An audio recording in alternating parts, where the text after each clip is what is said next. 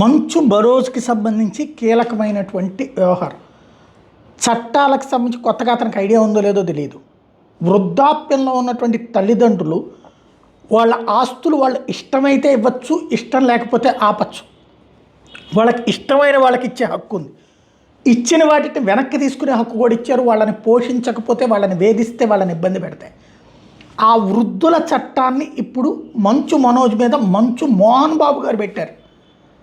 దాని వెనకాల Vishnu ఉన్నాడన్నది Manoj feeling, maybe అయి ఉండొచ్చును. కానీ మోహన్ బాబు కంప్లైంట్ పెట్టిన తర్వాతన కలెక్టర్ పర్యవేక్షిస్తారు దాని మీద.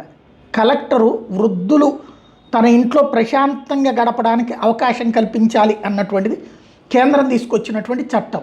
ఆ చట్టం ఆచరణలో పెట్టేటటువంటి సందర్భంలో తన ప్రశాంతతకి, తన ఏకాగ్రతకి, తను సంపాదించుకున్న ఆస్తికి భంగం కలిగిస్తున్నది తన కొడుకు అయినటువంటి మనోజ్ అన్నటువంటిది కలెక్టర్ స్వయంగా మోహన్ బాబు ఫిర్యాదిస్తే, మోహన్ బాబు ఇచ్చిన ఫిర్యాదు ఆధారంగా మనోజ్కి నోటీసులు ఇస్తే, దీని వెనకాల మా అన్నయ్య ఉన్నాడు, కాలేజీలో జరుగుతున్న అక్రమాలకు లేకపోతే కాలేజీలో జరుగుతున్న ఫీజుల వేధింపుల గురించి విద్యార్థుల పక్షాన, తల్లిదండ్రుల పక్షాన, వాళ్ళ బంధువుల పక్షాన నేను ఉంటే ఇట్లా జరిగిందంటూ వివరణించుకొచ్చాడు మనోజ్.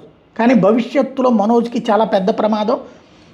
మోహన్ బాబు తనంతట తనుగా అంగీకరిస్తే తప్పించి పైసా కూడా మనోజ్కి రాదు. At the same time Manoj గొడవ పడితే అతను విష్ణు ఖచ్చితంగా మోహన్ బాబు వెనకాలే ఉంటాడు. మోహన్ బాబే ఓపెన్గా అక్కడ మనోజ్ మీదన ఇష్యూ చేస్తున్నప్పుడు భవిష్యత్తులో జైలుకి వెళ్లాల్సిన పరిస్థితి వస్తుంది. కాబట్టి అది ఆలోచించుకోవాల్సి ఉంది.